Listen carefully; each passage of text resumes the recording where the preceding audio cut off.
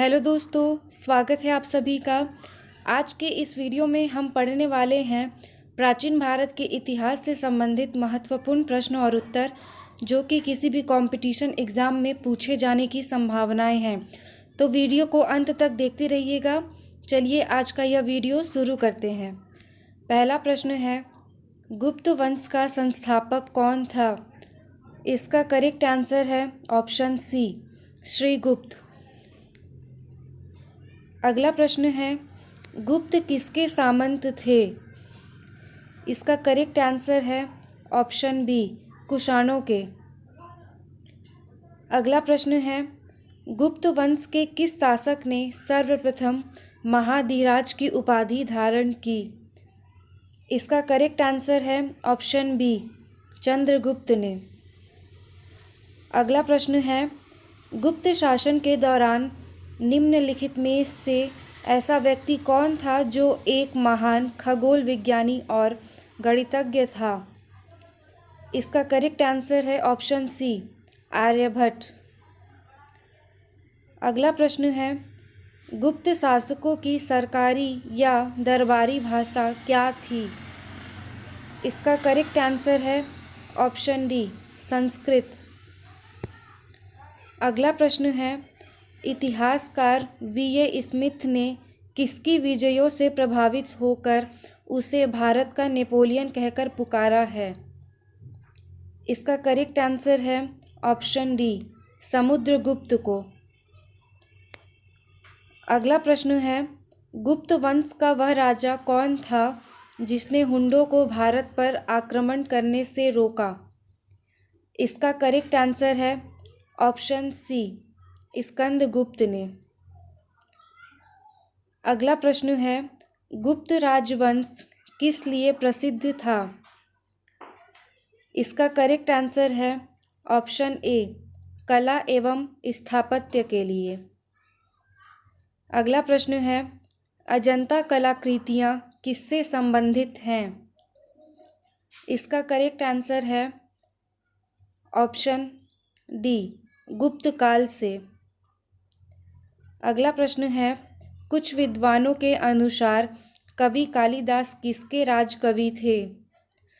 इसका correct answer है option C, Chandragupta द्वितीय या विक्रमादित्य के। अगला प्रश्न है, अजंता चित्रकारी का विषय वस्तु निम्नलिखित में से किससे संबंधित है?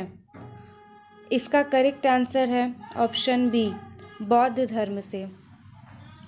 अगला प्रश्न है, गुप्त युग में जो विश्वविद्यालय प्रसिद्ध हुआ वह कौन सा विद्यालय था? इसका करेक्ट आंसर है ऑप्शन सी, नालंदा विश्वविद्यालय।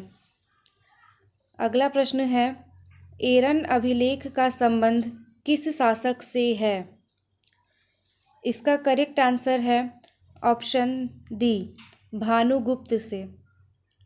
अगला प्रश्न है, फाहियान किसके शासनकाल में भारत आया था?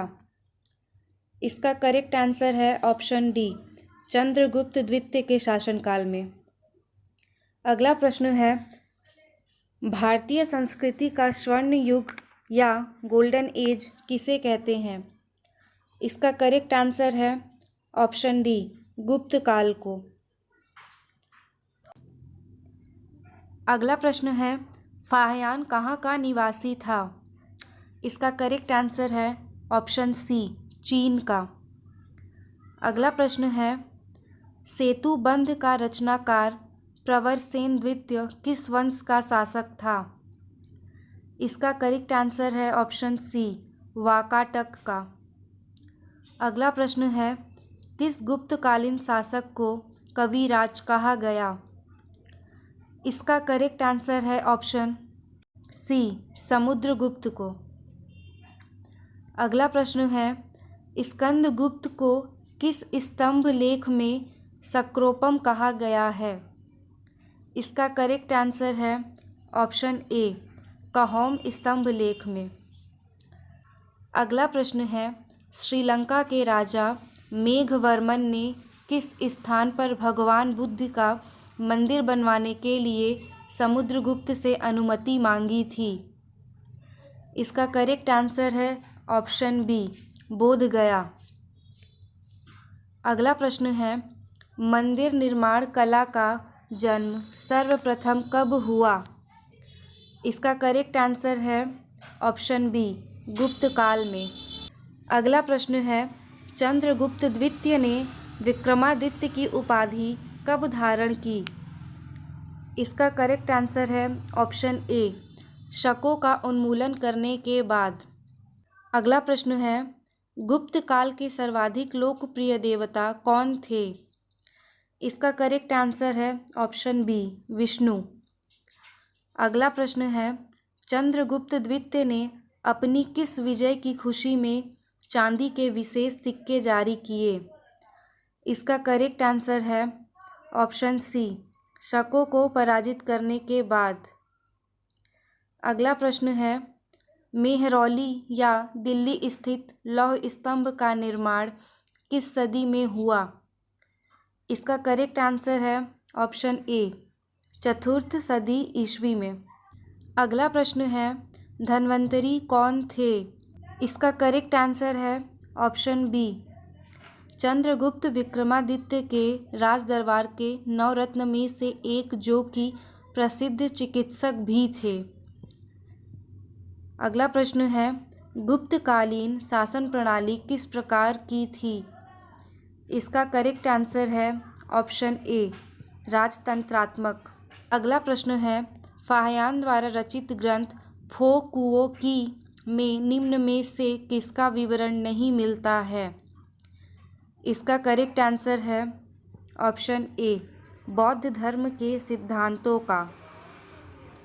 अगला प्रश्न है, गुप्त स्थापत्य कला का सर्वोत्कृष्ट मंदिर निम्न में से कौन है?